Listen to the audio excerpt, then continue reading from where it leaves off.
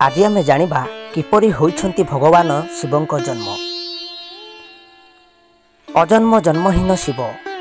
वेद और उपनिषद अनुसार शिव को अजन्म बोली कहा जाए, अर्थात से केबे जन्म ही नाहांती। सदाशिव सनातन, अनादि और अनंत। ब्रह्मा सृष्टिकर्ता, विष्णु पालनकर्ता एवं महेश्वर संहारकर्ता। यही त्रिमूर्ति रे शिव को संहारकर्ता बोली दर्शा जाइछि। शिव पुराण अनुसार ब्रह्मा और विष्णु को कहीं बड़ बोली विवाद हेबा बेले अचानक एक अनंत अग्निर शिवलिंग प्रकाशित हैला। सेथिरु महादेव शिव प्रकट हेले। एहिथिरु बुझा जाए जे शिव स्वयंभू, काहारु जन्म नहीं नाहांती, स्वयं प्रकाशित। शिवलिंग पुराण अनुसार शिवलिंग पुराण रे कहा जाइछि समस्त सृष्टि पूर्वरु केवल शिवतत्व शून्य निराकार परम ब्रह्म थिला। से परम तत्वरु सृष्टि पालन संहार सबु हेउथाय। केतेक कथा अनुसार दक्ष प्रजापति कन्या सती अर्थात पार्वती को विवाह करिथिबा अद्भुत अनादि देवता हेउछन्ति शिव।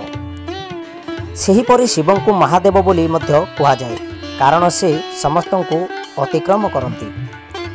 भगवान शिव को जन्महीन स्वयंभू अनादि और अनंत बोली मना जाए। से केवल प्रकट हेले किंतु केबे जन्म नेले नाही।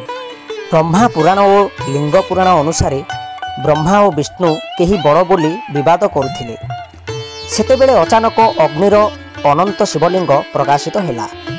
विष्णु वराह रूप नहीं तलकू जाइथिले, ब्रह्मा हंस रूप नहीं उपरकू जाइथिले, किंतु केही मध्य शिवलिंगर आदिअंत पाई नथिले नाही। तापरे महादेव शिव ସେହି लिंगरू प्रकट हेले एवं कहिले, मु सबुठारु अनादि अनंत ओ स्वयंभू। काल भैरव रूप ब्रह्मांक अहंकार बढ़िथिला। से कहूतिले मु सृष्टिकर्ता, मु सर्वश्रेष्ठ। तेबे शिव काल भैरव रूप धारण करी ब्रह्मांक पंचमुंडरू गोटिए काटी देथिले। एहार अर्थ अहंकार को काटी देथिबा अन्य सबको नियंत्रण करिथिबा शिव। नटराज रूप सृष्टि पालन संहार यहाको नृत्य रूप में देखाई थांती भगवान शिव। नटराज तांडवरे गोटिए पाद द्वारा अज्ञान दानव अपसार को दमन करती। गोटिए हाथ में डंबरू सृष्टिर संकेत, अन्य हाथ में अग्नि संहारर संकेत, अन्य हाथ में अभय समस्त को सुरक्षा। यही रूपरू बुझा जाए समस्त जगतर लय ताल शिव को नियंत्रण करती।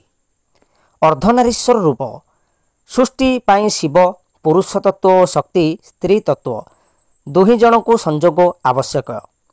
यही कारण रे शिव अर्धनारीश्वर रूप अर्ध शिव अर्ध पार्वती धारण करथिले।